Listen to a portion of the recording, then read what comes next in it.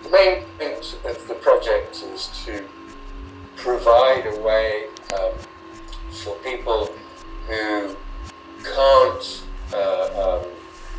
really associate with normal sites, with normal kind of spiritual sites, who don't necessarily like meditation, don't really feel part of that group.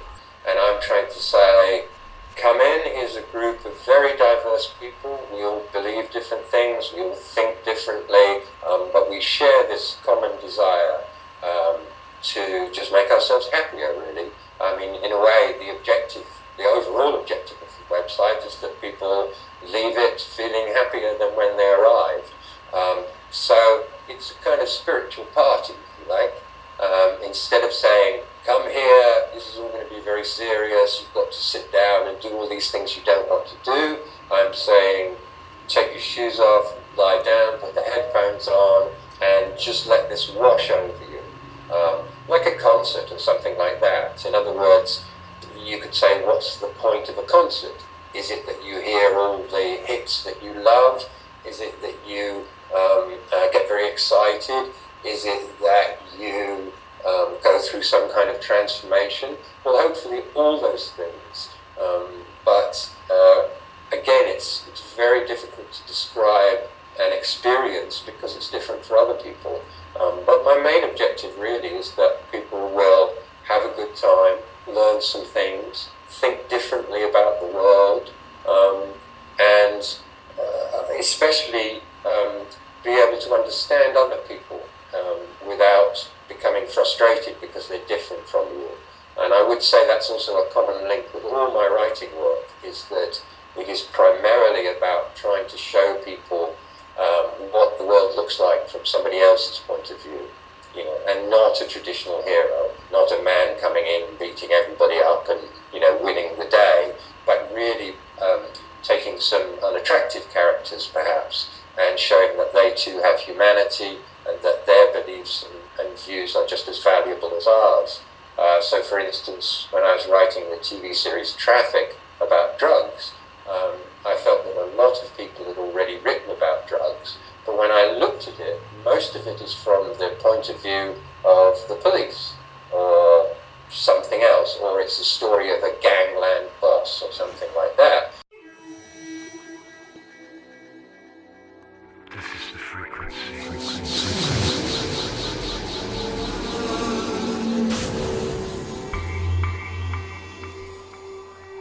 With Traffic, I made one of the central characters an opium farmer in Pakistan, and just looked at what the world drugs trade was like for them. So I think it's very interesting to have radically different perspectives. In the frequency, some of the characters we have are people who've got involved with trouble in the past, who, you know, on the other side of the law, or are not necessarily people who everyone would say, oh yes, this is a good spiritual teacher or something. When you ask them about their lives, they tell you things which are very revealing, very truthful, and, you know, are very powerful for me. So another point of the frequency is to allow everyone to express themselves, to allow all these voices to exist, and to say, this is not chaos, this is not madness, this is the way the world is, and we need to all live together with our differences, rather than feel all the time that there must be an enemy or there must be someone who disagrees with us. Interesting, for instance, in America, if people ask you what your religion is, and you say, well, I'm not religious, I'm an atheist, I can see sometimes that is like a door coming down. They then make a lot of assumptions about him. many of which are wrong. So I then have to say to them, for instance, when I'm talking to a Christian, I might say, I think Jesus is great. I love Jesus. I love the teachings. I love all that.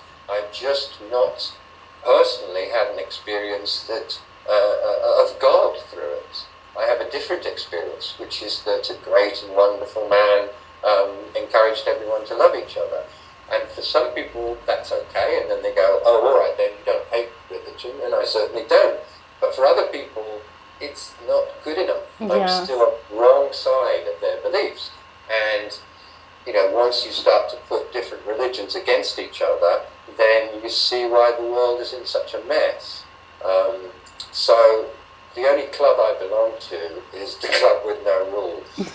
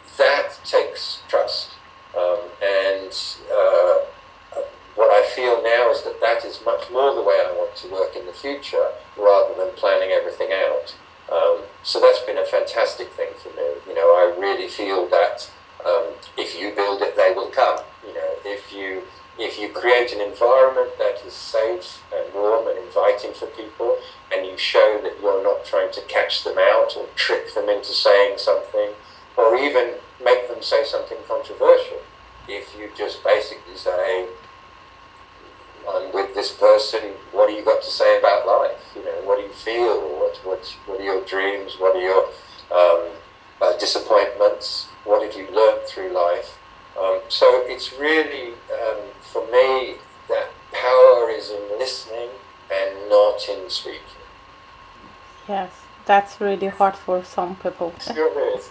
And hard for me sometimes as well. If I want to start talking. And what is hard with the process is not when it goes well, but when you sit around and you're talking and it's not really very interesting. Then you start to panic and then you think, oh, I must do something about this. But if you hold back from that, like being in a meditation where you don't feel that it's working, you can just get up and go away or get angry about it, or you can just say, okay, it doesn't feel like it's working at the moment. And then often that just relaxes around the moment. So another real desire of mine with this project was to take people who were not used to being on camera, who were not used to being recorded, who were not actors, and then make them feel comfortable, in being recorded.